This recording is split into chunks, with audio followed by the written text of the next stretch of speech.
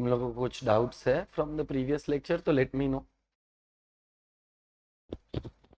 मैंने appreciation depreciation और वो लोग का जो डायरेक्ट कोट इनडायरेक्ट कोट है उसके भी ऊपर भी नोट्स भेजा है। रियल एक्सचेंज रेट कैसे डिटरमाइन होता है मैंने वो भी भेजा है, तो एक बार वो गो थ्रू कर लो। अप्रिसिएशन क्या होता है, डेप्रिसिएशन क्या होता है, अप्रिसिएशन का कॉज क्या है, अप्रिसिएशन का इफेक्ट क्या है, डेप्रिसिएशन का कॉज एंड इफेक्ट क्या है। एक बार सब गो थ्रू करो, कुछ डाउट्स रहेगा तो मेरे को पूछो। I am waiting for 5 minutes so that people can join on Zoom as well.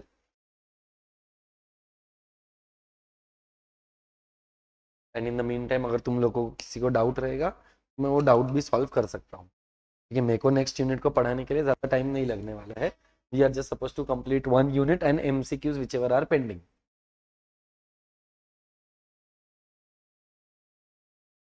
चलो कल के क्लास का एक बार छोटा सा डिस्कशन कर लेते हैं। There is a market. Market कोई प्लेस हो ये जरूरी है कि it is an arrangement?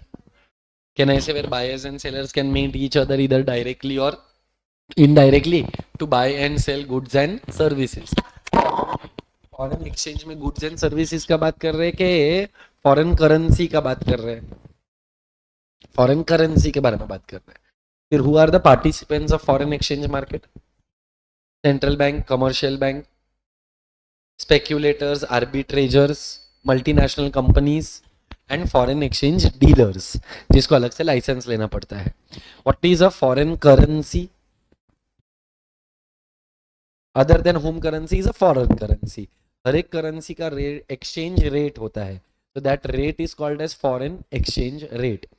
Foreign exchange rate दो टाइप का होता है, एक नॉमिनल होता है और एक रियल। नॉमिनल मतलब परफेक्ट एंड रियल मतलब purchasing power. Purchasing power calculate कैसे होता है?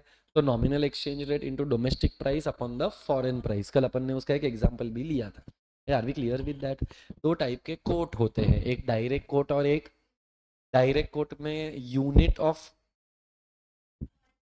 expressed in terms of units of home currency domestic currency is called as a direct quote. इसका उल्टा कर दे, unit of home currency domestic currency expressed in term of units of is called as a indirect quote. तो दो coat, direct and indirect. इसका ही एक और coat पढ़ा था, क्रॉस करेंसी या तो cross quote, where there are two country two codes and 3 currencies। बराबर है। फिर एक्सचेंज रेट कैसे डिटरमाइन होता है? 3 तरीकों से, या तो डिमांड एंड सप्लाई फोर्सेस, या तो गवर्नमेंट का रेगुलेशन, या तो मिक्सचर ऑफ बोथ। जो फ्री फ्लोटिंग होता है उसको फ्लेक्सिबल एक्सचेंज रेट, जिधर गवर्नमेंट डिटरमाइन करता है वो फिक्स्ड एक्सचेंज रेट, और जहां पर partial interference bye the government होता है उसको हम बोलते हैं मैनेज्ड फ्लोट। बराबर है। सबसे इंपॉर्टेंट चीज जो हमने क्लास में की थी वो था अप्रिसिएशन एंड डेप्रिसिएशन। पहले तो अप्रिसिएशन का मतलब क्या? Correct, decrease in the price but increase in the value. तो अप्रिसिएशन कब होता है? जब डॉलर्स का डिमांड बढ़ता है, कि जब डॉलर्स का सप्लाई बढ़ जाता है इंडिया के अंदर। इंडिया के अंदर होगा तो सप्लाई, सप्लाई क्यों बढ़ता है? एक्सपोर्ट ज्यादा किया रहेगा, एफडीआई अपने कंट्री में ज्यादा आया रहेगा, एफपीआई ज्यादा आया रहेगा, फॉरेनर्स अपने कंट्री में टूरिज्म के लिए, हेल्थ के लिए, एजुकेशन के लिए आएंगे। These were the causes. इसका एग्जैक्टली ऑपोजिट आएगा इफेक्ट। अब करेंसी अप्रिशिएट होने की वजह के, होने के वजह से क्या होता है वो बात करना है। वजह से क्या होता है? तो can you tell me what are the effects of appreciation? अब करेंसी अप्रिशिएट हो गया, तो करेंसी के अप्रिसिएशन के वजह से क्या होगा? एक्सपोर्ट कम हो जाएगा, इंपोर्ट बढ़ जाएगा, क्योंकि इंपोर्ट सस्ता हो गया, एक्सपोर्ट महंगा हो गया। फिर इन्फ्लेशन कम हो जाएगा, डोमेस्टिक प्रोड्यूसर्स का प्रॉफिट भी कम हो जाएगा, रेमिटेंसेस भी कम हो जाएगा। Are we clear with that? And vice versa is depreciation. फिर मैंने इनके सौतेले भाइयों के बारे में बात की थी। अप्रिसिएशन का सौतेला भाई री के डी, रीवैल्यूएशन। डेप्रिसिएशन का सौतेला भाई अप्रिसिएशन। डेप्रिसिएशन डिमांड और सप्लाई फोर्सेस के वजह से होता है, जबकि इवैल्यूएशन एंड रीवैल्यूएशन गवर्नमेंट के इंटरफियरेंस। दो टाइप का रेट होता है, एक स्पॉट रेट और एक कॉन्ट्रेक्चुअल, बराबर ना। ऑन द स्पॉट जो रेट है वो स्पॉट रेट, और if you enter into an agreement for a future it is called as a contractual rate. ये बराबर पक्का। तो last part of this chapter is by the name of what are the instruments of fiscal, sorry, instruments of trade policy. दो ही instrument, एक tariff और एक non tariff. क्या बोला, एक और दूसरा। टैरिफ का मतलब टैक्स, नॉन टैरिफ मतलब any other measure than tax. Tariff का मतलब क्या होता है, टैक्स। कस्टम्स ड्यूटी सुना है, तो कस्टम ड्यूटी क्या होता है बेटा, customs duty is a tariff. अब ये टैरिफ अलग अलग टाइप का होता है। क्या आज के डेट में वर्ल्ड में फ्री ट्रेड है कि टैक्स लगता है? टैक्स तो लग रहा है। तो वो टैक्स कौन से टाइप्स के हैं वो अपना डिस्कशन है। सबसे पहला टाइप का टैरिफ का नाम आया स्पेसिफिक टैरिफ। ये कौन सा टैरिफ?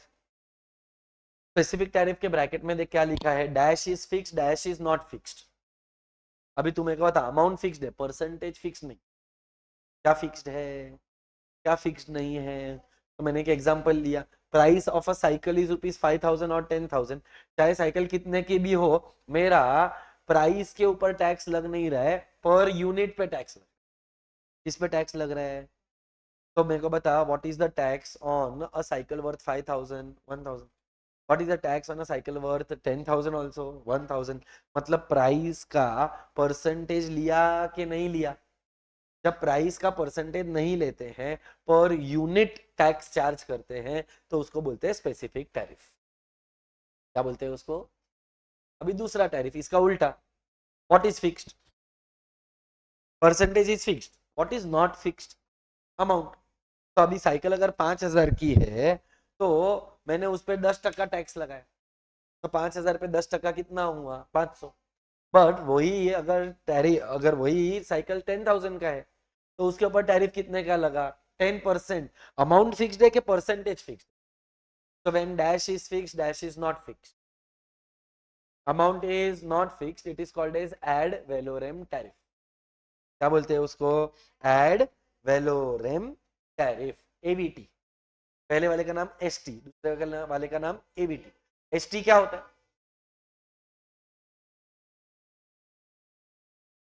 स्पेसिफिक टैरिफ, बराबर। What is fixed, what is not fixed. Then दूसरा टैरिफ का नाम क्या है? Ad valorem tariff. Ad valorem tariff में क्या फिक्स्ड है, क्या फिक्स्ड नहीं है? या तो ये या तो वो। क्या बोला, या तो वो, उसको बोलते हैं मिक्स टैरिफ। ये वो क्या बोल रहा हूँ, या तो स्पेसिफिक या तो ad valorem, whichever is called as a mix tariff. दोनों टैक्स लगा तो कंपाउंड टैरिफ। एवीटी भी भरो, एसटी भी भरो, मतलब परसेंटेज भी आएगा और अमाउंट भी फिक्स्ड होएगा, दोनों आएगा तो कौन सा टैरिफ? कंपाउंड। तो देख, अगर एक चीज है, 1 किलो चीज, चीज मतलब खाने वाला चीज, एसटी कितना है उसके ऊपर, ₹100 पर केजी, और एवीटी कितना है, 5%। तो अगर मैंने 1 किलो खरीदा तो 1 किलो का प्राइस 250 है, उस पर एसटी ₹100 लगा, उस पर एवीटी ₹12.5 लगा, 5% निकालेगी ना बेटा, तो ये 12.5 आएगा। तो तेरा फाइनल प्राइस क्या हो गया, 362.5, बराबर। 250 प्लस 100, 350 प्लस 12.5, 362.5। ये गलत है ना? 5% किस पे लगेगा, प्राइस पे। तो 5% ऑफ प्राइस, 250 ना 10% 25 થાય, 250 ना 5% 12.5, बराबर। तो देख परसेंटेज किधर था, इधर भी देख, percentage is always on the price. तो ये गलत है ना, 200 नहीं होना चाहिए, 100 ही होना चाहिए। तो पर केजी 100 था, तो मैंने कितना केजी खरीदा, कितना केजी बोलता है तो 500 केजी बोलती है, 2 किलो है ना, तो 2 किलो के ऊपर कितना लगेगा टैरिफ, ₹200 लगेगा, ये बराबर। तो 200 plus 25 is equal to 725। Are we clear? पक्का। चल, तो टोटल कितने टाइप का टैरिफ हुआ? चार। पहले वाले का नाम एसटी, दूसरे वाले का नाम एवीटी, तीसरे वाले का नाम या तो ये या तो वो मिक्स, दोनों अगर अप्लाई हुआ तो compound. Next tariff is by the name of technical tariff. कौन सा टैरिफ? टेक्निकल मतलब taxes on different components of a commodity. क्या बोला? Taxes on different components of a, जैसे कि अगर एक मोबाइल का बॉक्स पहले के जमाने में खरीदते थे तो उसमें कहना से मोबाइल भी मिलता था, चार्जर भी मिलता था और ईयरफोन्स भी मिलता था, ये बराबर। तो आज मेरे को एक बात बता, मोबाइल का बॉक्स पे मोबाइल पर टैक्स कितना लगा? 10। चार्जर पे कितना लगा? 7। और ईयरफोन्स पे कितना लगा? सिर्फ 2। इसका मतलब जो डिफरेंट कंपोनेंट्स है उस पे टैरिफ भी अलग लगा। ऐसे कॉन्सेप्ट को बोलते हैं टेक्निकल टैरिफ। अरे क्लियर? आज के डेट में तो ये एप्लीकेबल नहीं है मोबाइल का बॉक्स। तो मैंने एक और एग्जांपल लिख लिया। कौन सा? एनर्जी।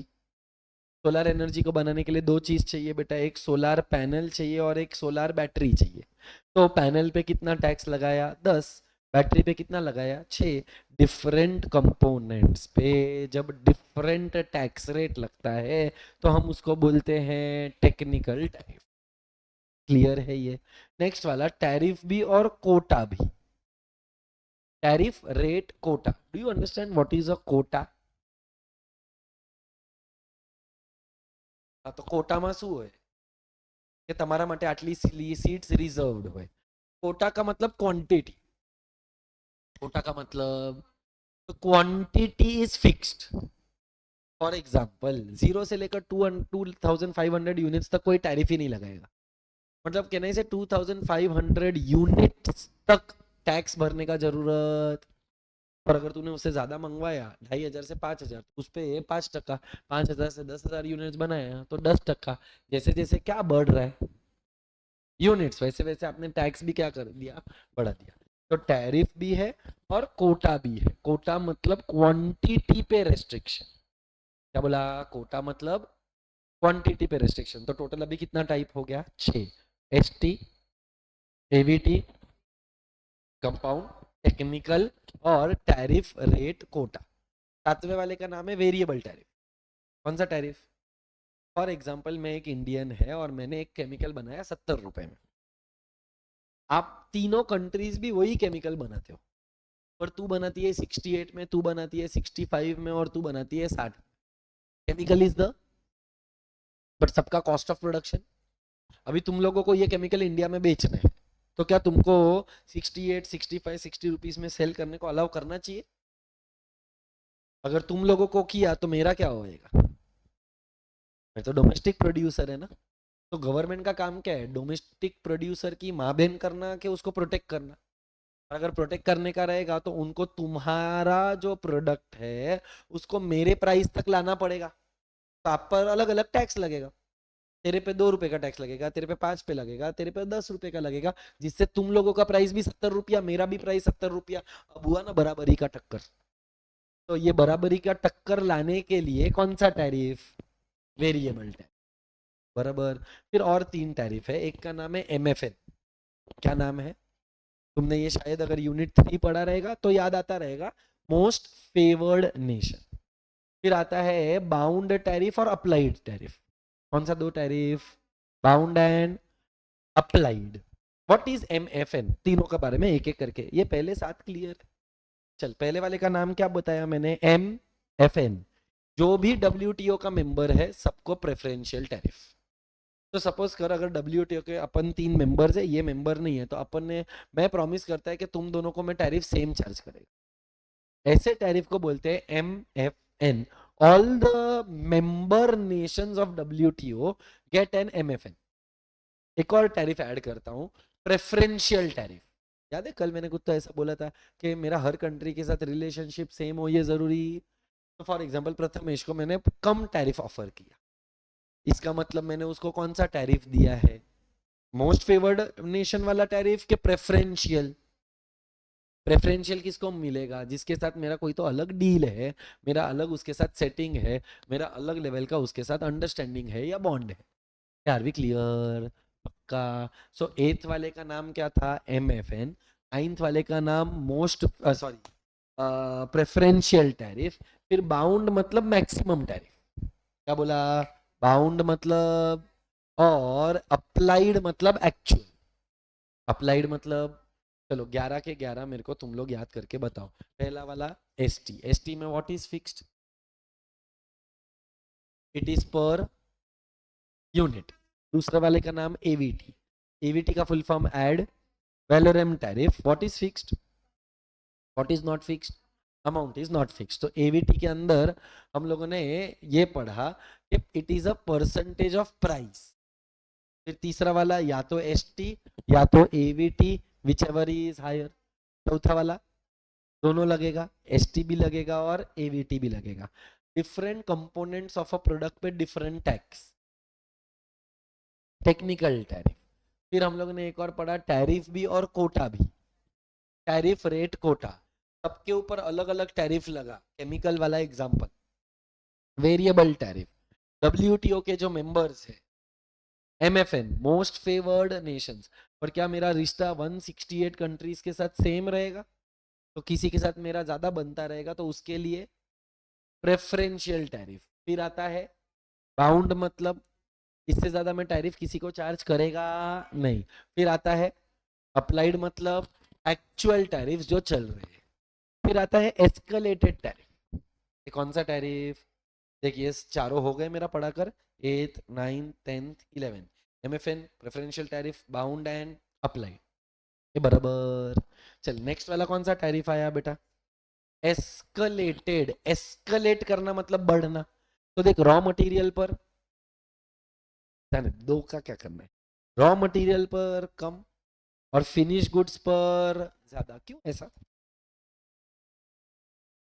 रॉ मटेरियल पे कम चार्ज किया, फिनिश गुड पे ज्यादा किया, क्योंकि मैं क्या चाहता हूं कि देश के अंदर डायरेक्टली इंपोर्टेड माल बिके, कि देश के अंदर प्रोडक्शन हो।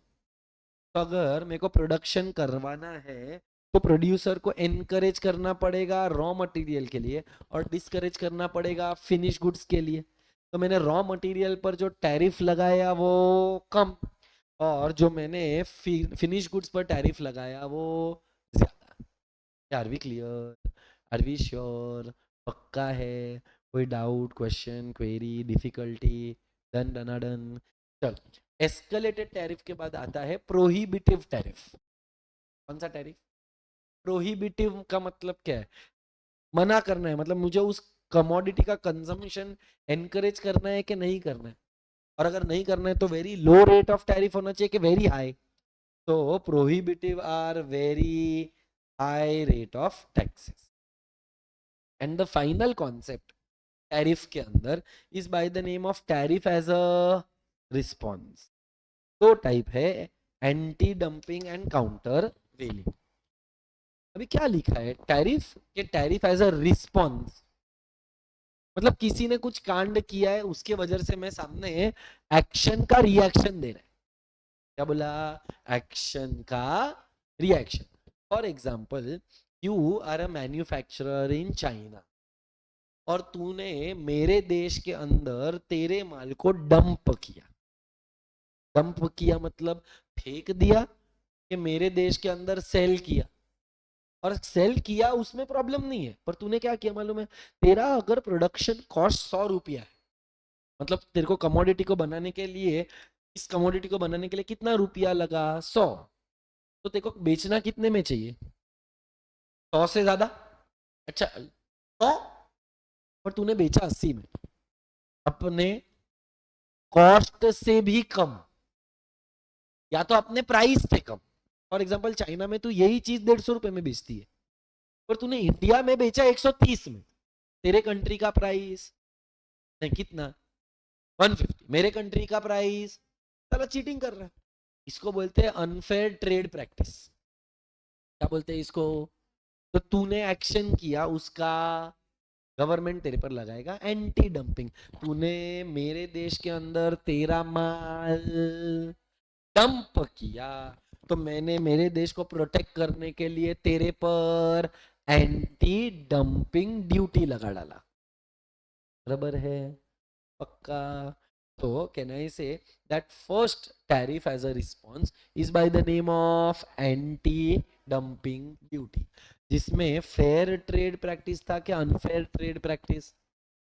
क्या अनफेयर था कि तू तेरे देश में वही कमोडिटी को हायर प्राइस पे सेल कर रही है, पर मेरे देश में उसको you are selling it at जबकि एक और तरीका क्या हो सकता है, कॉस्ट के साथ तेरे को प्रोड्यूस करने के लिए कितना रुपया लगा था, पर तूने मेरे देश में कितने में बेचा, 100 से कम, तो ये अनफेयर ट्रेड प्रैक्टिस है। तेरे एक्शन का मैं देगा reaction which is called as an anti dumping duty. Clear? तो sir what is countervailing? For example US की गवर्नमेंट ने उसके फार्मर को सब्सिडी दिया। सब्सिडी देना गलत है क्या? नहीं, इट इज ओके।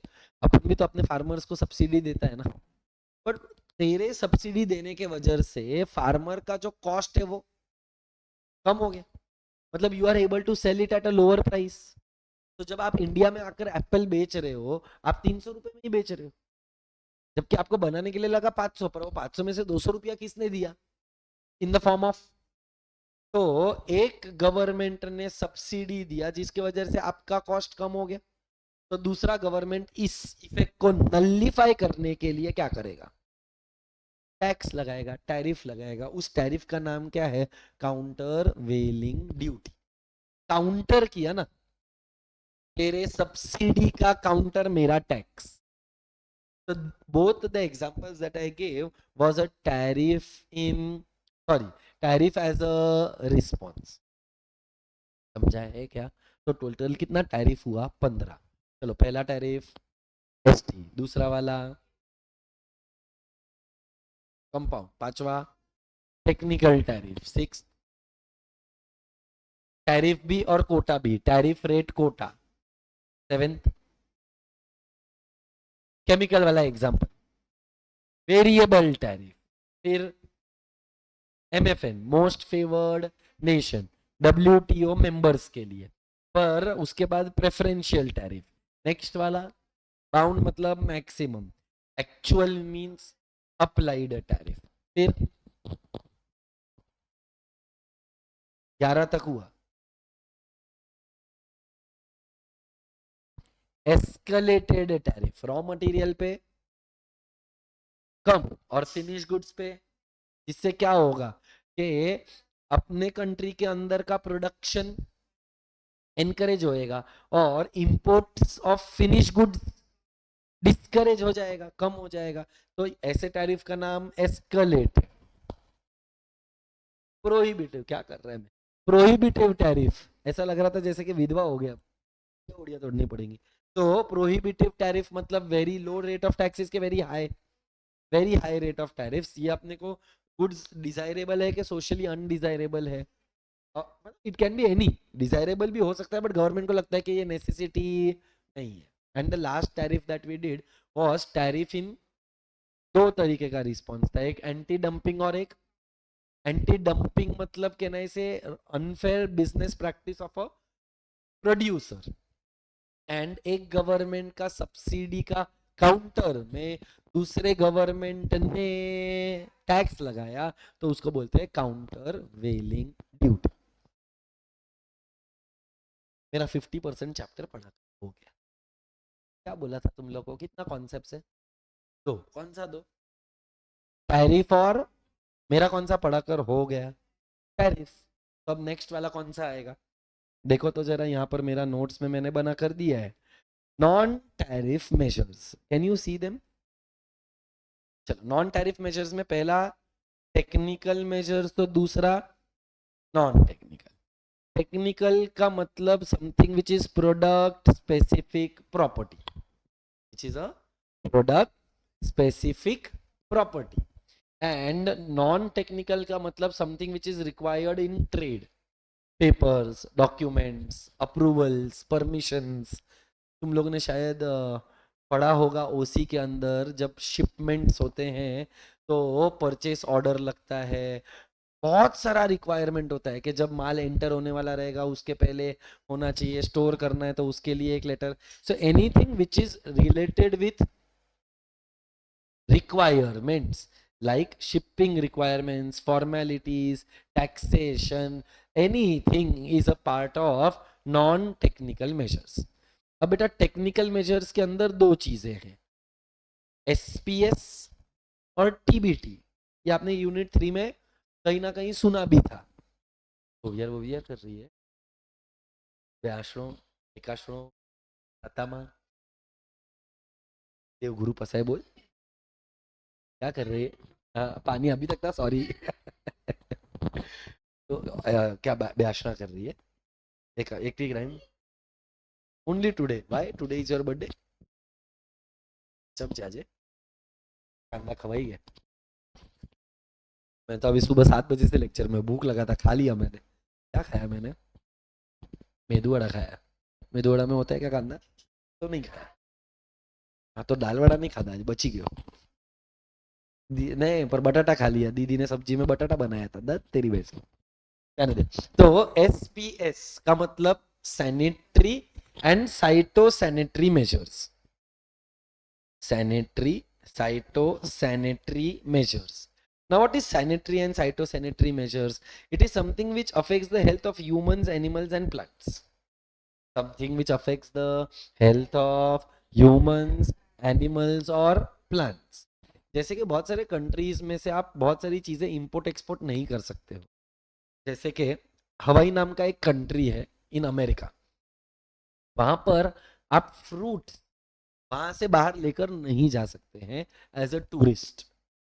तो सपोज कर तू वहां पर गई घूमने के लिए, वहां का पाइनएप्पल तुझे बहुत अच्छा लगा, तुझे ऐसा लग रहा है कि ये पाइनएप्पल मैं इंडिया लेकर आऊं, तो गवर्नमेंट वहां का अलाउ नहीं करता है, आप यहाँ से हमारे फ्रूट्स नहीं लेकर जा सकते हैं. वैसे ही जब हम घूमने के लिए जाते हैं, तो एक कंट्री है न्यूजीलैंड. तो न्यूजीलैंड के अंदर आप लोग विदाउट प्रिस्क्रिप्शन मेडिसिन नहीं लेकर जा सकते. After we got married we had gone to New Zealand for our honeymoon. और बेटा देख, अपन आज के जमाने में डोलो खाते हैं, कुछ भी हुआ डोलो. मेरे टाइम पर एक दवा था जिसका नाम था क्रोसिन. कई पण थई जाए, माथू दुखे क्रोसिन, पग दुखे क्रोसिन, बुखार आ रहा है क्रोसिन. क्रोसिन के लिए तूने बाप जिंदगी में डॉक्टर का प्रिस्क्रिप्शन लिया है? कभी नहीं लिया है. अब जैसे हम लोग वो एयरपोर्ट पे पहुंचे तो वो लोग ने हमारा क्रोसिन फेंक दिया, बोलते ये दवा के लिए है, प्रिस्क्रिप्शन किधर है. हमारे कंट्री में ये दवा बैन है. तो तू सोच, अपन तो क्रोसिन को और डोलो को पोलो के तरह खाते हैं, पर वो कंट्री में तो बैन है. अच्छा, वो लोग को क्या डर है कि तुमने अगर ये दवा हमारे इंसान को खिला डाला, उसका कहीं होम बटवा हो गया तो it can affect the health of humans, it can affect the health of plants और एनिमल्स. तो हम लोगों को ये रिस्क लेने का नहीं. अच्छा, वहां पर तो बहुत सारा नाश्ता लेकर जाने को अलाउड नहीं है. बोल, अभी अपन को कच्ची गुजराती, अभी 20 दिन के लिए गया था, तो थेपला, खाकड़ा, फाफड़ा, चिवड़ो. हाँ चिवड़ो तो જોઈએ, हमारा तो फेवरेट છે ऊपर थी. चिवड़ा फेंक दिया. बोलता हमारे देश में ये चिवड़ा फिवड़ा नहीं लाने का. बोलता तुम इंडियंस लोग को वैसे ही आदत है, आओ आओ, ऐसा कबूतर को खिलाएगा, कबूतर को बर्ड फ्लू हो जाएगा, हम उस कबूतर को खाता है, उसका बर्ड फ्लू हमको लग जाएगा, it will affect the health of humans and animals. So anything which affects the health of humans and animals or plants is a part of sanitary and cytosanitary measures. Are we clear with that? Pakka. And finally there is TBT, technical barriers to trade. What are technical barriers to trade? For example, India में जितना भी गाड़ी आता है, India के अंदर left hand drive है कि राइट हैंड ड्राइव है? मतलब क्या राइट हैंड से चलाने का, राइट साइड पर. हाँ, आज टेस्ला इंडिया में आया, टेस्ला यूएस का कंपनी है, वो तो उधर लेफ्ट हैंड ड्राइव बनाता है, पर इंडिया के लिए उसको अपना चेंज लाना पड़ेगा. देखो, अगर तेरा माल मेरे देश में बेचने का है तो मेरे हिसाब से बेचना पड़ेगा, तू तेरे हिसाब से बेच सकता. जैसे कि अपना चार्जर, बोलो, आगे का जो है सरकमफरेंस वो सर्क्यूलर है, बट यूएस के अंदर जो चार्जर होते हैं वो चपटा होता है. इसका मतलब कहना है it is product specific, and product specific है तो it is a technical measure called as technical barriers to trade. So I repeat, हमको दूसरा कॉन्सेप्ट पढ़ना था. दूसरे कॉन्सेप्ट का नाम क्या था? Non tariff. नॉन टैरिफ का कितना पार्ट्स है? पहला पार्ट टेक्निकल मेजर्स, दूसरा part non technical measures. Technical is divided into how many parts? SPS and TBT. What is sanitary and cytosanitary measures? What is TBT? अपने को focus किस पे करने का? On technical measures. ये कौन सा मेजर्स? नॉन टेक्निकल मेजर्स में सबसे पहला इंपोर्ट के ऊपर कोटा, मतलब क्वांटिटी पे रेस्ट्रिक्शन. टैक्स नहीं, टैक्स तो टैरिफ होता है ना. तो अपन टैरिफ पे है कि नॉन टैरिफ पे? तो इंपोर्ट के ऊपर रेस्ट्रिक्शन, कि आप इतना ही यूनिट्स इंपोर्ट कर सकता है, इससे ज्यादा यूनिट्स इंपोर्ट करना अलाउड नहीं है.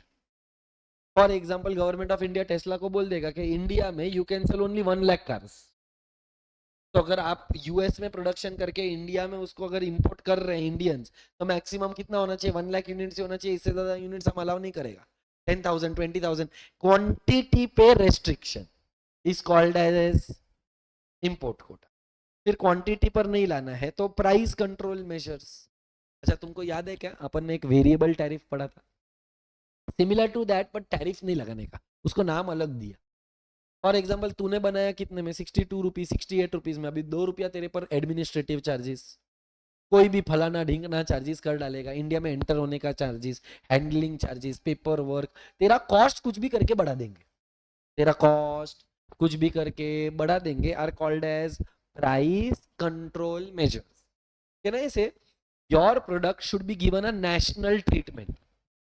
Your product should be given a, मेरे देश में मेरे प्रोड्यूसर ने कितने में बनाया, तो तेरे को भी कितने में सेल करने को अलाउ होना चाहिए. मतलब am I treating your product superior, inferior के at par? National, national treatment. फिर आता है ऑटोमेटिक लाइसेंस के नॉन ऑटोमेटिक लाइसेंस. हर चीज के लिए आई होप तुमको पता है कि इंपोर्ट करने के लिए लाइसेंस लगता है. कोई भी इंपोर्ट नहीं कर सकता है. मैं आज उठकर बोल दूं कि मेरे को चाइना से एक कंटेनर मंगवाने का है, तो मैं ऐसा मंगवा सकता है? मेरे को गवर्नमेंट से क्या लेना पड़ेगा? लाइसेंस. कुछ लाइसेंस ऑटोमेटिकली रिन्यू होता है, कुछ लाइसेंस ऑटोमेटिकली रिन्यू होता. फॉर एग्जाम्पल इसने आर्म्स, एम्यूनिशन, बंदूक, घोड़ा, ये सब मंगाया. घोड़ा मतलब तबड़ीक तबड़ीक वाला नहीं. कहने से तूने आर्म्स एंड एम्यूनिशन मंगवाए. देखो तेरा पर्सनल सिक्योरिटी का टेंशन है, देखो ऐसा लग रहा है देखो कोई कूड़ा उड़ा डालेगा, तो तूने गवर्नमेंट से लाइसेंस लिया, लाइसेंस अप्रूव भी हो गया, पर गवर्नमेंट ने बोला कि ये ऑटोमेटिकली रिन्यू, अगली बार अगर तुझे कुछ मंगवाना होगा तो तुझे वापस लाइसेंस लेना पड़े. तो ऐसे कॉन्सेप्ट को हम क्या बोलते हैं? Non automatic licensing.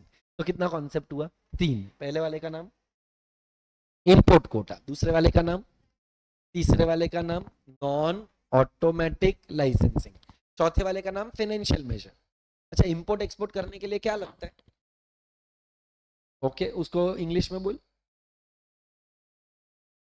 मनी लगता है, I agree, but money in foreign currency लगता है ना. फॉरेन एक्सचेंज लगेगा. सपोज कर गवर्नमेंट को किसी चीज का इंपोर्ट करना अलाउ करना नहीं, इंपोर्ट करने के लिए क्या लगेगा? फॉरेक्स. बोलेगा I will not give you the foreign exchange for this purpose. अच्छा, अगर देगा भी तो लिमिट लगा डालेगा कि we will give you $1 lakh. मतलब गवर्नमेंट ने ऑटोमेटिकली क्या किया? तेरे को इंपोर्ट करने के लिए भी दिया, पर रेस्ट्रिक्ट कर दिया कि you can import only up to $1 lakh. Government बोलेगा कि मैं तेरे को इस पर्पस के लिए फॉरेन एक्सचेंज देगा नहीं. सर, एक्सपोर्ट के केस में गवर्नमेंट टैक्स मांगेगा एडवांस में. अच्छा, एक्सपोर्ट में मेरा अर्निंग होएगा, मैं गुड्स बेच रहा है, तो सामने मेरे को पैसा आएगा. Even before I receive the money government will ask for advance tax. अब अगर गवर्नमेंट ने मेरे से एडवांस में टैक्स लिया, विल आई बी एनकरेज्ड कि I will be discouraged? Discourage हो जाएगा, तो एक्सपोर्ट कम कर दूंगा. और अगर गवर्नमेंट ने फॉरेक्स नहीं दिया तो भी मैं इंपोर्ट करने के लिए डिस्करेज हो जाएगा. तो गवर्नमेंट इंपोर्ट को डिस्करेज करने के लिए क्या लगाता है? फॉरेक्स के ऊपर लिमिट. और एक्सपोर्ट्स को रेस्ट्रिक्ट करने के लिए क्या करेगा? एडवांस टैक्स लेगा. Such measures are called as financial measures. What are they called as? फिर नेक्स्ट वाला क्या आया? Measures affecting.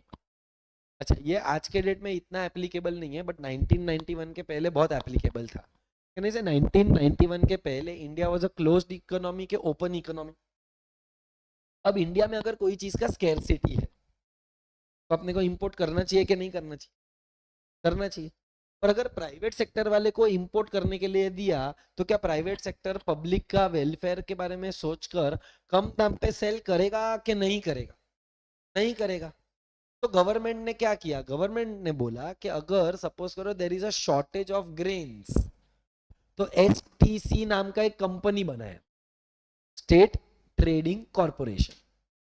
कंपनी का नाम स्टेट ट्रेडिंग कॉर्पोरेशन, और गवर्नमेंट ने सिर्फ इसी कंपनी को राइट दिया कि भाई तू इंपोर्ट कर, बाकी कोई नहीं कर सकता। तो गवर्नमेंट ने कंपटीशन बढ़ा दिया कि कंपटीशन कम कर दिया? कम कर दिया। गवर्नमेंट ने एक कैनलाइजिंग एजेंसी बनाया। कौन सा एजेंसी? कैनल क्या करता है? जोड़ देता है।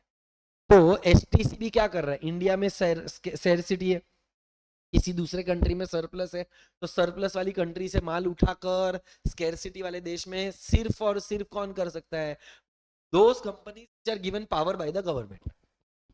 ऐसे ही एक और कंपनी था जिसका नाम है MMTC, state trading corporation, mineral trading corporation. अच्छा, ओएनजीसी सुना है? फॉर एग्जांपल ऑयल का स्कैर्सिटी है तो गवर्नमेंट क्या बोलेगा? ओएनजीसी तू जितना ऑयल इंपोर्ट करने का है कर, और किसी को मैं ये पावर दे रहा। तो पांचवे पॉइंट का नाम क्या था बेटा? कैन आई से फाइनेंशियल मेजर्स और मेजर्स अफेक्टिंग द कंपटीशन। फिर गवर्नमेंट का कौन सा पॉलिसी? प्रोक्योर मतलब परचेस। तू बता, अगर अपने को क्या होना चाहिए, वोकल फॉर लोकल कि वोकल फॉर ग्लोबल? अपने को अपने देश के अंदर कौन से गुड्स का इस्तेमाल करना चाहिए, इंपोर्टेड गुड्स का कि डोमेस्टिकली प्रोड्यूस गुड्स? अभी इंडियन गवर्नमेंट ही बोलेगा कि जो बस में चलाएगा वो मर्सिडीज का चलाएगा, तो इंडियन प्रोड्यूसर्स एनकरेज हो जाएगा कि डिस्करेज? लोग इसीलिए देखो जितना भी बसेस इंडिया में घूमता है, महाराष्ट्र में घूमता है, गवर्नमेंट जो बीएसटी का सर्विसेज चलाता है उसमें बस किसका है? अशोक लेलैंड का है, या तो टाटा का है, या तो फोर्स का है। मतलब गवर्नमेंट का प्रोक्योरमेंट पॉलिसी क्या है? Be Indian buy Indian. तो अगर गवर्नमेंट का प्रोक्योरमेंट पॉलिसी फेवरेबल रहेगा तो डोमेस्टिक प्रोडक्शन कम हो जाएगा कि बढ़ जाएगा? नेक्स्ट वाला पॉइंट ये हमने कल के क्लास में पढ़ा था, trim, trade related investment major. For example देखो, क्या लगता है क्या होना चाहिए अपने कंट्री के अंदर? प्रोडक्ट को अलग अलग देश से मंगा कर असेंबल करके सेल करना चाहिए कि अपने देश के अंदर प्रोडक्शन होना चाहिए? असेंबली का काम में अपना कोई फायदा है? इमेजिन कर, अगर ये सेटअप है, तो ये मैंने चाइना से मंगाया, ये मैंने यूएसए से मंगाया, ये मैंने जर्मनी से मंगाया, ये मैंने फ्रांस से मंगवाया, ये मैंने जापान से मंगवाया, और मैंने इंडिया में क्या किया? सिर्फ असेंबल करके सेल कर दिया। तो क्या इंडिया का कुछ फायदा है? ये सारा पैसा तो अपने अपने देश लौट जाएगा। तो गवर्नमेंट क्या बोलता है कि मिनिमम 30% माल तो अपने देश का होना चाहिए। अच्छा, ये तेरे को यूएस से मंगवाने का है, मंगा। ये तेरे को जापान से मंगवाने का है, जिधर से भी मंगवाने का है मंगवा, पर एटलीस्ट ये डब्बा तो इंडिया में बना, एटलीस्ट कीबोर्ड तो इंडिया में बना। मतलब minimum domestic content requirement, minimum domestic content requirement तो होना चाहिए। तो गवर्नमेंट क्या बोल सकता है? गवर्नमेंट ये बोल सकता है कि भाई तेरे को 70% माल बाहर से लेना है, ले ले, 30% तो इंडिया में बना।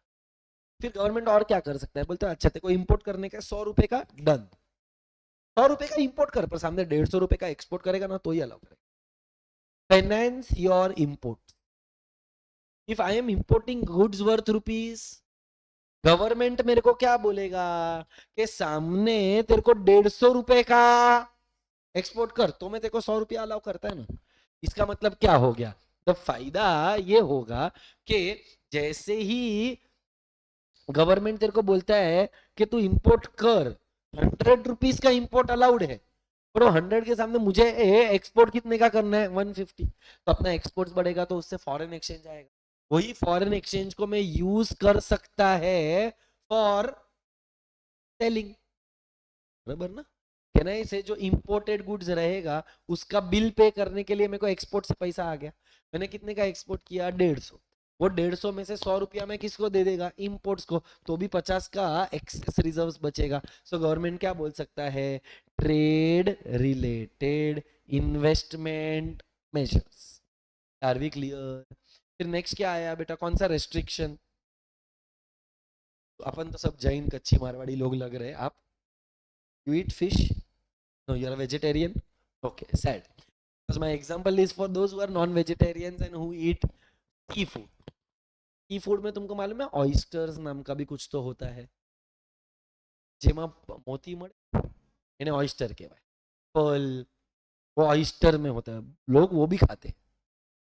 हाँ, oyster is a kind of a sea animal, अच्छा ऐसा सी हॉर्स होता है, ऐसे ही वो ऑक्टोपस होता है, ऐसा बहुत सारा एग्जॉटिक सी फूड होता है, रास्ते पर बिकते हुए देखा ये सब। गवर्नमेंट क्या बोलता है, तुमको ये सब बेचने का है तो तुम बेचो, पर उसके लिए तुम्हारे पास कोल्ड स्टोरेज सिस्टम होना चाहिए। कोल्ड स्टोरेज सिस्टम के अलावा हम तुमको ये सारा कमोडिटीज बेचने का अलाउ करेगा नहीं। तो तू अगर कोई फॉरेन ब्रांड है जिसको इंडिया में सी प्रोडक्ट्स को सेल करना है, तेरे को सेल करने के लिए अलाउड है, but your distribution will be restricted to those areas where you have a cold storage facility. अगर तेरे पास कोल्ड स्टोरेज फैसिलिटी तो तू डिस्ट्रीब्यूशन भी नहीं कर सकता है, तो तेरा इंपोर्ट्स ऑटोमेटिकली रेस्ट्रिक्ट हो जाएगा, बराबर है। फिर बेस्ट वाला तो यही है, रेस्ट्रिक्शन ऑन, चल तेरे पास मोबाइल कौन सा है, एम आई का है, आपके पास सैमसंग का है, आपके पास घर पे टीवी बंद पड़ा है, पर कोई कंपनी का तो होगा, हाँ कोई नाम सु, ओनिडा, ओनिडा का है, ओके बाबा आदम का बोला इसीलिए मैंने ओनिडा बोला, बंद पड़ा है टीवी, आपके घर पे टीवी, ब्रांड नहीं पता, ओके चल कोई बात नहीं, आपके घर पे सैमसंग का, ये सैमसंग फैन लग रही है, अच्छा घर पर एसी भी सैमसंग नसीब, तो एसी एलजी का है, मिस्टिब्यूशी का है, મને ખબર ને બોક્સ એસી છે તો जनरल નું છે કે हिताची નું છે खबर नहीं, इररिस्पेक्टिव इनमें से कोई भी इंडियन कंपनी नहीं है, जितना भी अपन ने एग्जांपल लिया ना, सैमसंग, ओनिडा, पता नहीं एम आई, एप्पल, कोई भी कंपनी है, ये सब बाहर के प्रोडक्ट है। गवर्नमेंट बोलता है सालो इंपोर्ट तो बाहर से कर रहे हो, पर उसका जो इंस्टॉलेशन है वो तो एटलीस्ट इंडियन करेगा, पोस्ट सेल सर्विस। ઘરમાં અગર ડબ્બો બગડેલો છે તો એ ડબ્બાને સુધારવા માટે सर्विस सेंटर में देना पड़ेगा, सर्विस सेंटर क्या तेरा एमआई का फोन में चाहिए हो, मैं आपका मोबाइल ठीक करके देगा कि इंडियन ही ठीक करके देता है। तो गवर्नमेंट ने क्या बोला है, okay you want to import, you want to purchase a foreign product, no problem, but उसका जो आफ्टर सेल सर्विस है, इंस्टॉलेशन है, रिपेयरिंग है, वो सब कौन करेगा, इंडियन। अब इसमें फायदा है, कहने से टेक्नोलॉजी का ट्रांसफर करना पड़ेगा, अगर एमआई को फोन इंडिया में बेचना है, अगर सैमसंग को फोन इंडिया में बेचना है तो उनको इंडियंस को ट्रेनिंग देना पड़ेगा, हाँ ना, उनको इंडियंस को ट्रेनिंग देना पड़ेगा, जिसकी वजह से इंडियंस क्या हो जाएंगे, स्किल्ड, और स्किल्ड हो जाए, एजुकेटेड हो जाएंगे, स्किल्ड हो जाएंगे तो वो ज्यादा पैसा कमाएंगे। ये कौन है, ये बिलाल हुरैन, हम तुमको नहीं जानते, कौन से बैच के लिए आए हो, अपने क्लास में है बिलाल, हुरैन, तानिया है और प्रथमेश है, Bilal and Hurain, I think you are in the wrong batch, you are enjoying, please do. So can I say there are restrictions on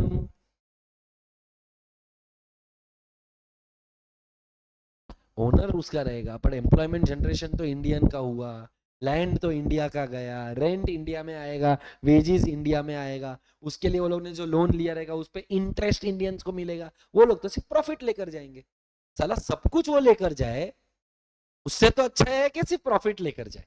तो पोस्ट सेल के ऊपर रेस्ट्रिक्शन डाल दिया, तेरा टीवी बिगड़ जाएगा, इंडियन रिपेयर करेगा, वापस उसके लिए कोरिया थोड़ी भेजेगा तेरे टीवी को, ऐसा।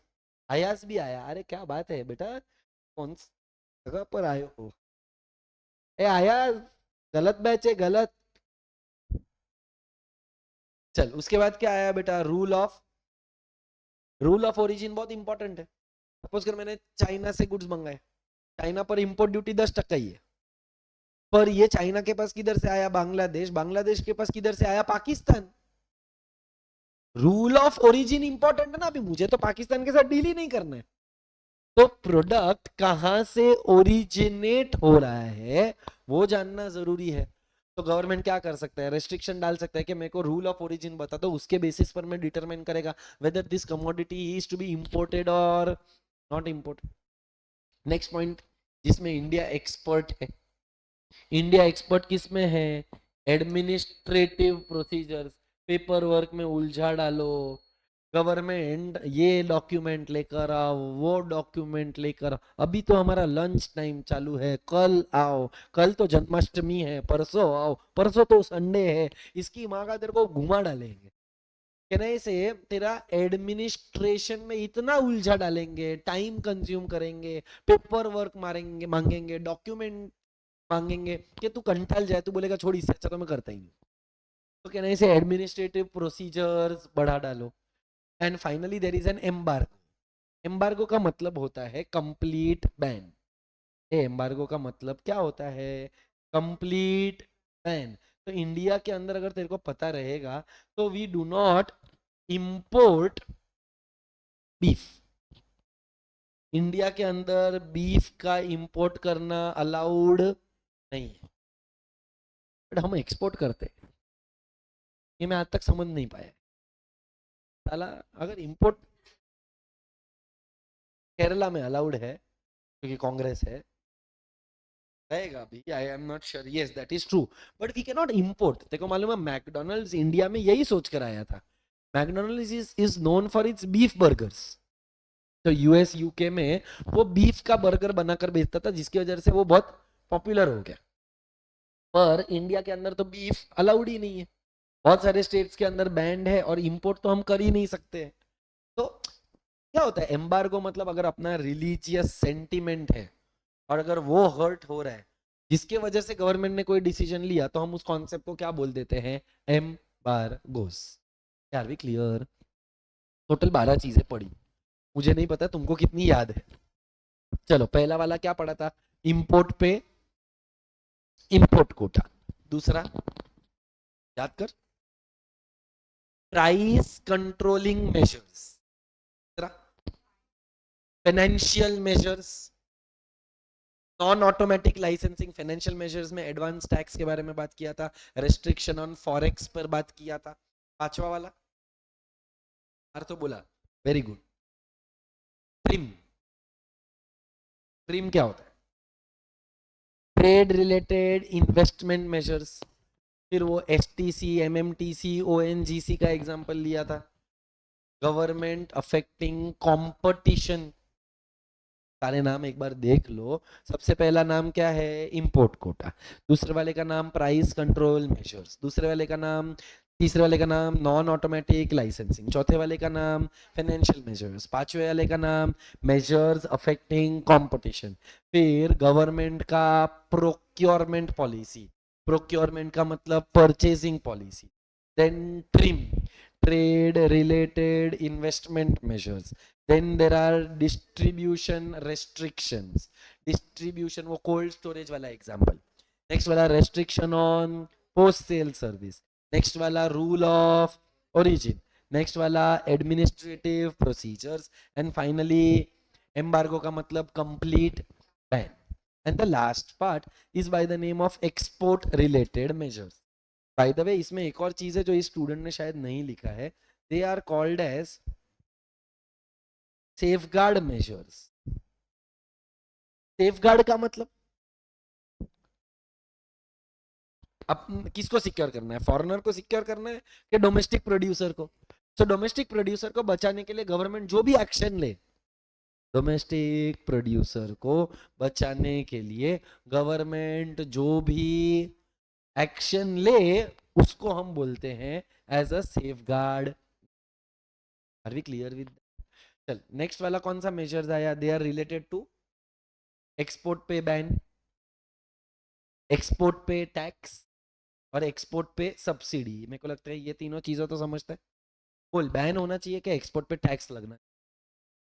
एक्चुअली तो कुछ नहीं होना चाहिए, बट सोच अगर अपने कंट्री के अंदर अपने को कोई गुड्स का शॉर्टेज पड़ रहा है, अपने को अपने कंट्री के अंदर गुड्स का कोई शॉर्टेज पड़ा तो अपने को क्या करना चाहिए?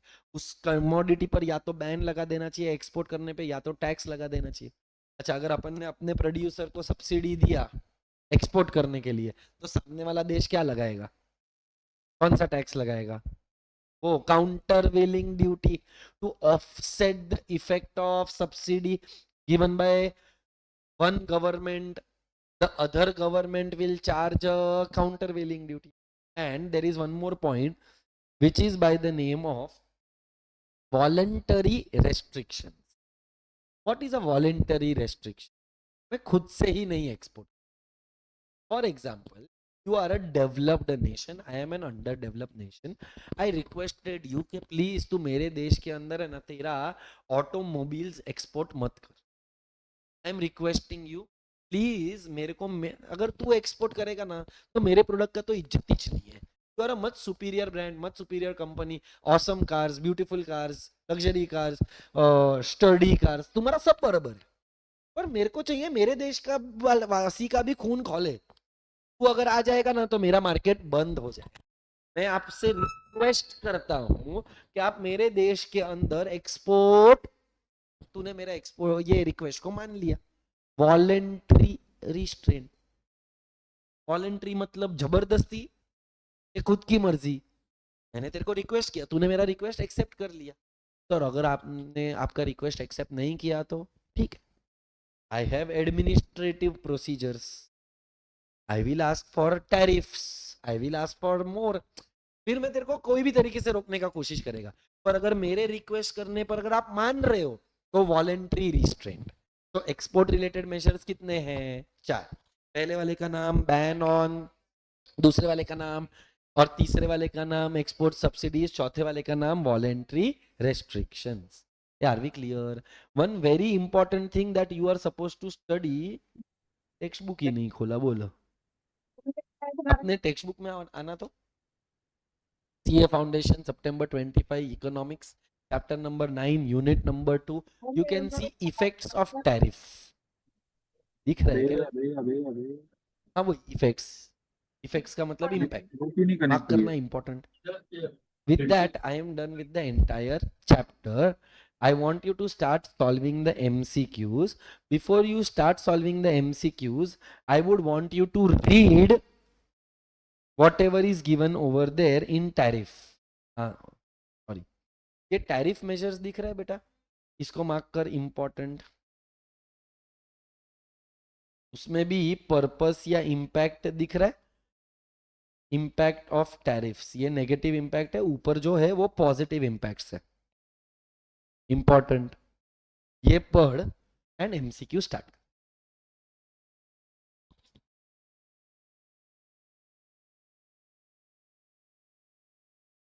मुजफ्फर, फैजान, बेटा मुझे लग रहा है कि आप गलत क्लास में आ गए हो। आप आज किसका लेक्चर अटेंड करने के लिए आए हो?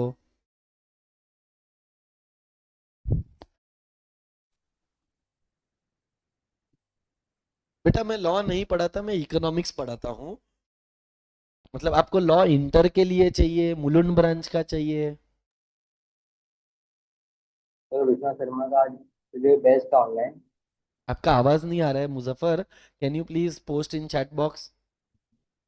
हाँ, तो मुझे लगता है कुछ एरर हुआ है। आप प्लीज जो भी ब्रांच को कनेक्ट करना चाहते हैं आप कनेक्ट करिए और उनको बोलिए कि यहाँ पर तो इकोनॉमिक्स का लेक्चर चल रहा है। नाथ शर्मा जैसा तो शक्ल जरा भी नहीं है। ए फैजान, लवली बोलते हैं, मैं तेरा, तू जानता है मेरे को? Which branch? अरे मुमरा वालों, अरे कमी, गलत गलत आईडी मिला है तुमको।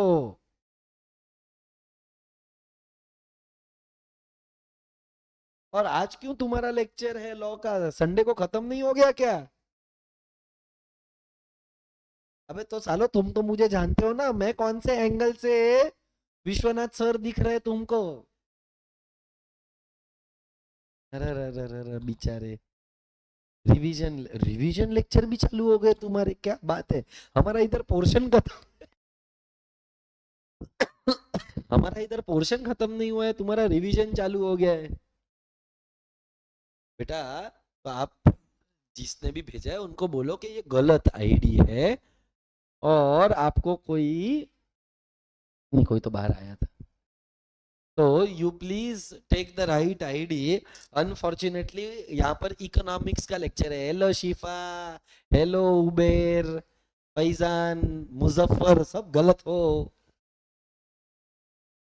जाओ जाओ, ये इको का लेक्चर है, जाओ। ये इम्पैक्ट इंपॉर्टेंट है, हाँ बेटा, ये पहले पढ़।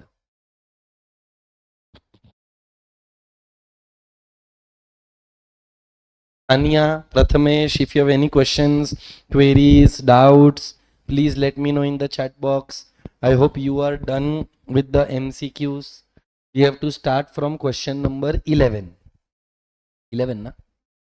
बोलो, what is your answer for question number 11? D दारूडिया? देखते हैं। कहना से ये सारे तो एकदम ही इजी। 11 to 20 तो फट से हो गया रहेगा, क्योंकि ज्यादातर सारे टैरिफ्स या नॉन टैरिफ्स पे ही क्वेश्चन है। So it is a tax which is per unit. Answer D correct. Next, B बेवड़ा। डोमेस्टिक तुमने वो इम्पैक्ट पढ़ा ना, positive negative?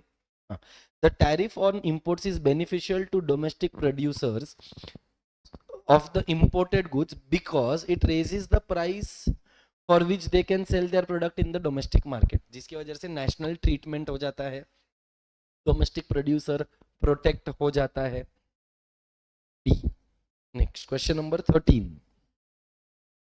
Percentage of value ad valorem. B. Bevda is correct. Next, escalated tariff.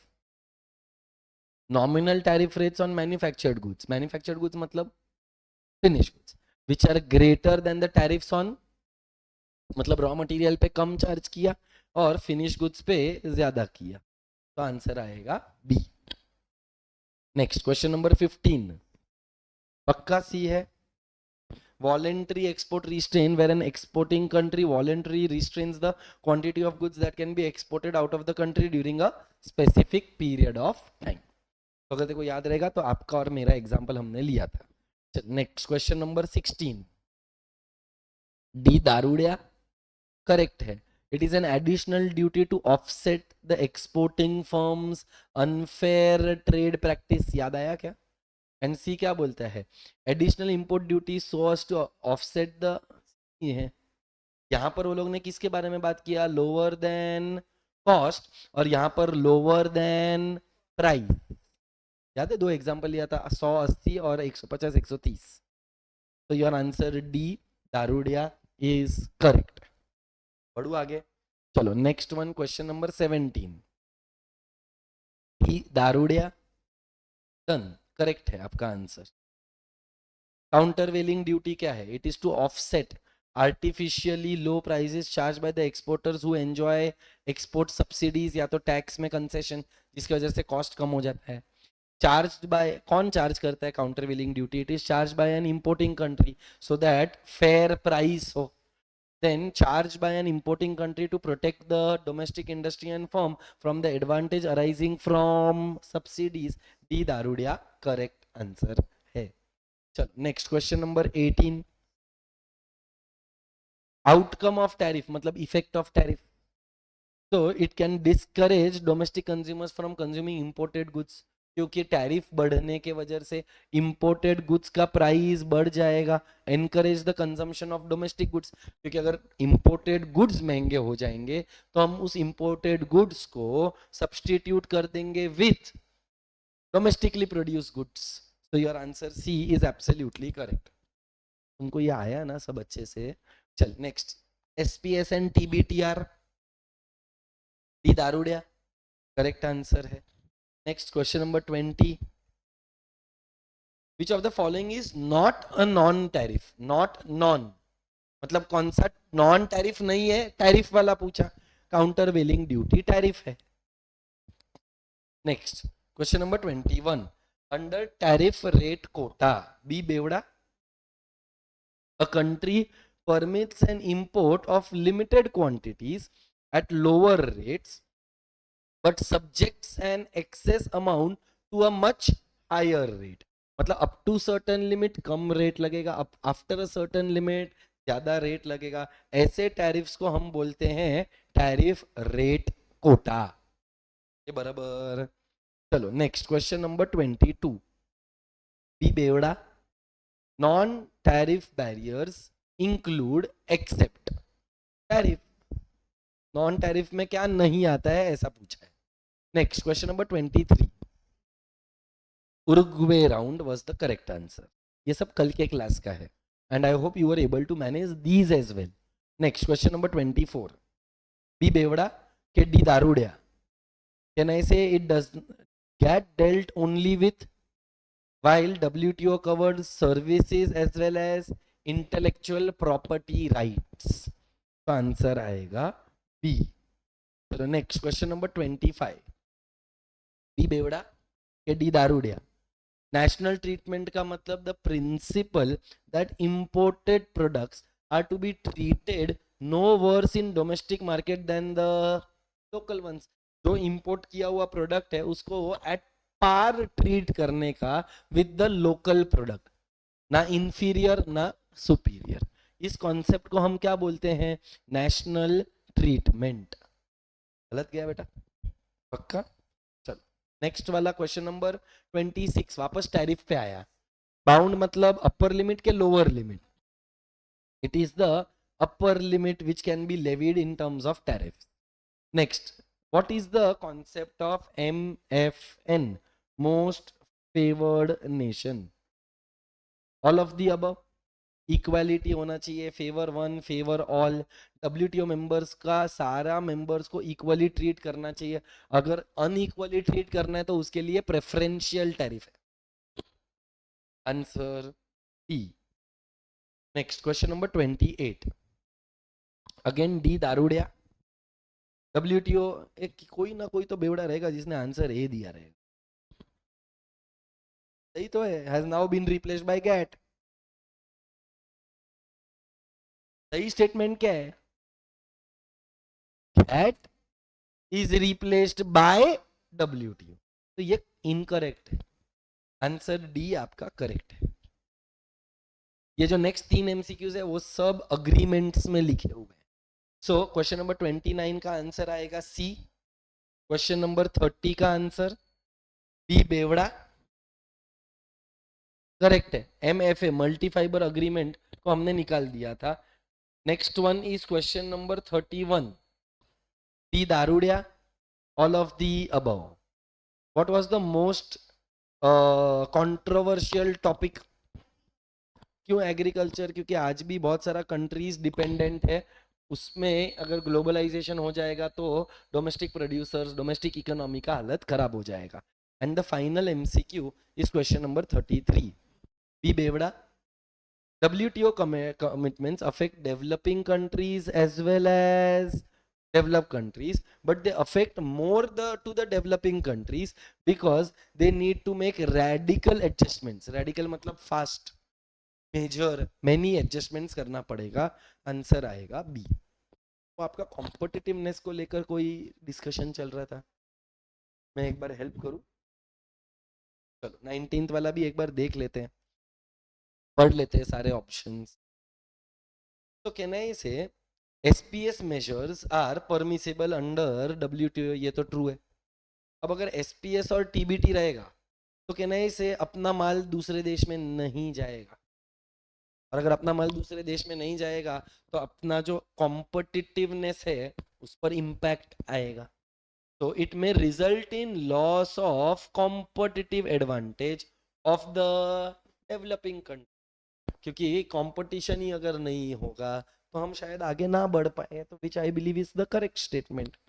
चलो और कोई MCQ from here in which you have a doubt? Done done done done. So all the MCQs from chapter number 9 are also done. Last set of MCQs जो बचा है वो chapter 10 के 18 MCQs है जो आप लोग शायद सॉल्व करके आए हो, नहीं करके आए हो तो मैं करके दे देगा. 18 MCQ है. चलो क्वेश्चन नंबर 1 का आंसर छापा के खुद का है ना, खुद से आया ना. C is the correct answer. चलो नेक्स्ट वन क्वेश्चन नंबर 20 बोल रहे 2. बी बेवड़ा. देखो नहीं लगता आंसर सी होना चाहिए. हाँ बट इंडिया में wave of liberalisation started much earlier. It was since 1980s. Rajiv Gandhi ji जब अपने कंट्री के प्राइम मिनिस्टर बने ना तब से. Indira Gandhi had gone assassinated in 1970s. 1980s में राजीव गांधी, फिर उसका भी असैसिनेशन हो गया. चलो नेक्स्ट क्वेश्चन नंबर 3. ये शायद नहीं आया होगा. हाँ D is wrong. Answer D दिया है.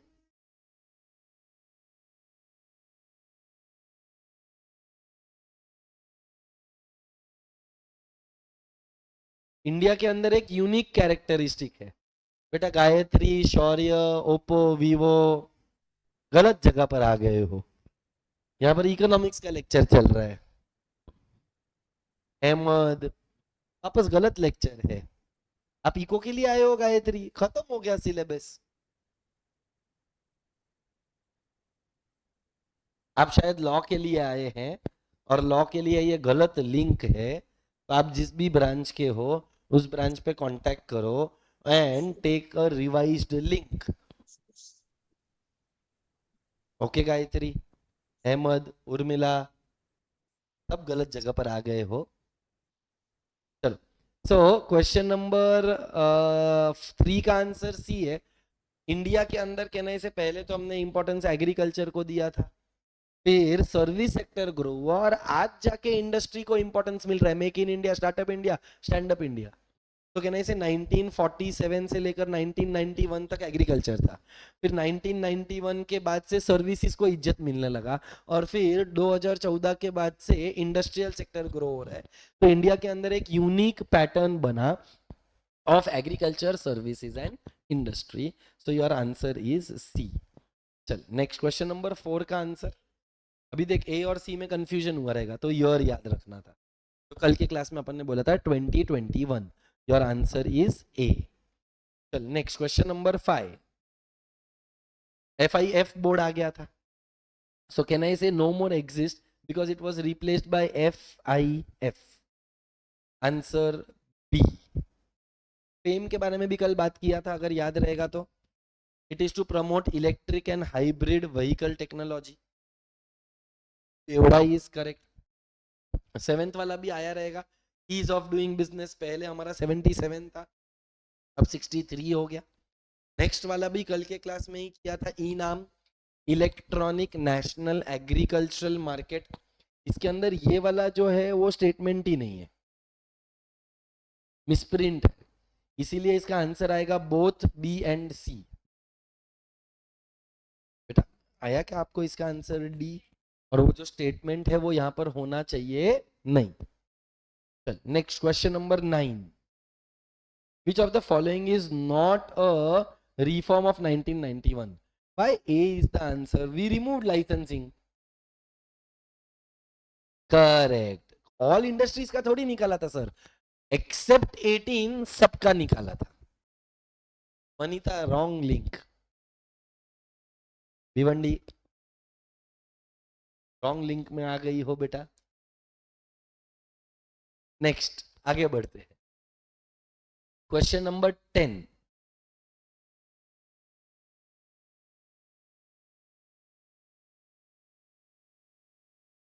पक्का. Import of foreign goods and entry of foreign investments were restricted in India. Why? Because government policy was directed towards protection of domestic industry from foreign competition before the year 1991. So yes, your answer is C. Next question number 11. What was Hindu growth rate? 3.5%. So your answer is a very low growth rate from a period of 1950 to 1980 at 3.5%. So your answer is B. Next. Disinvestment का मतलब purchase के sell. So can I say it is the policy of sale of portion of government shareholding of a private sector enterprise, sorry, of a public sector enterprise to a private sector. B is the right answer. Next question number 13. D और A दोनों answer आया.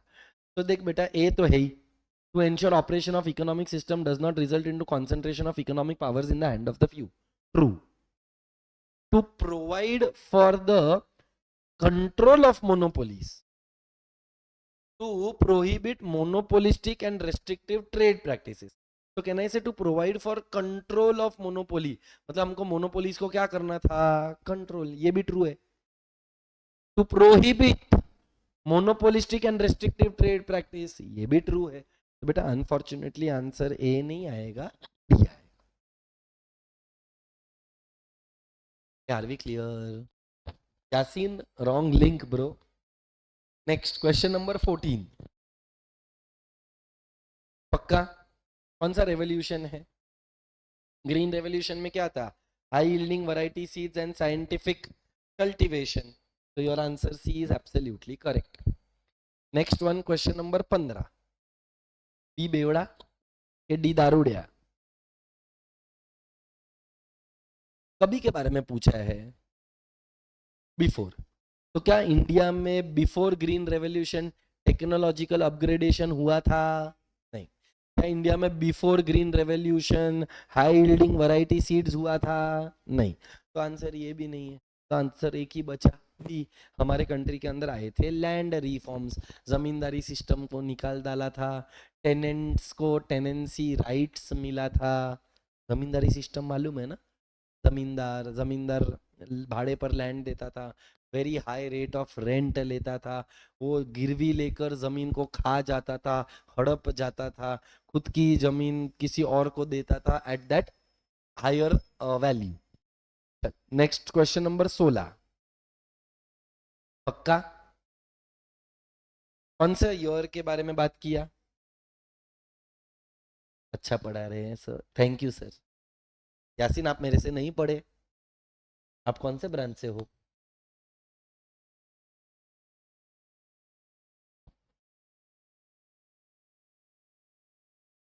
Borivali.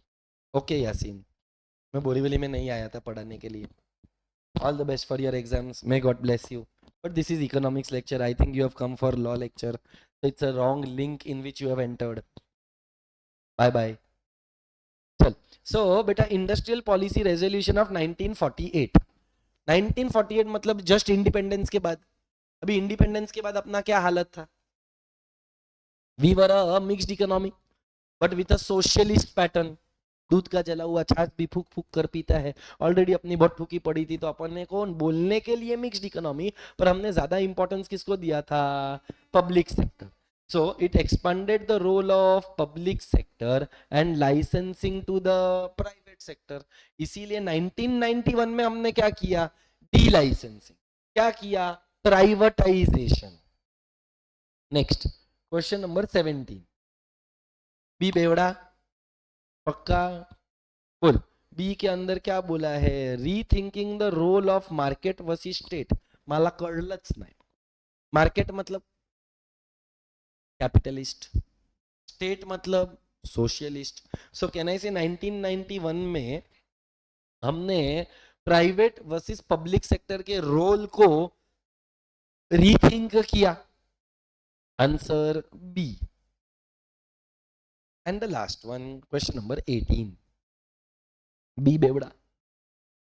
Post independence social and economic distribution and industrialisation directed by the state.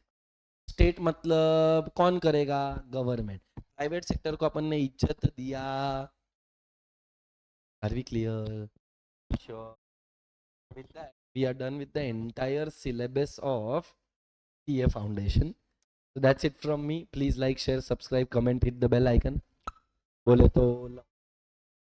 If you have any questions, any queries, any doubts, कोई भी chapter के related भी कुछ बात करना है, I am here. You want to discuss, you want anything, let me know. Not, we are done for the day.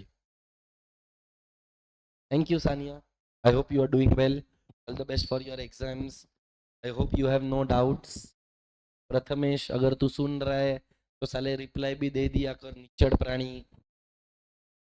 Her bar lecture में आता है पर रिप्लाई कभी नहीं देता है. भगवान का डर रख साले.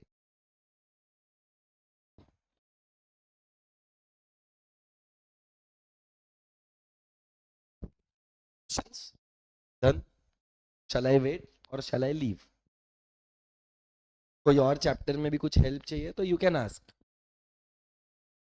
अभी तक तो कुछ भी नहीं पढ़ना पड़ेगा उसके लिए. चल, thank you, that's it for the day. Take care, all the very best for your exams, do well.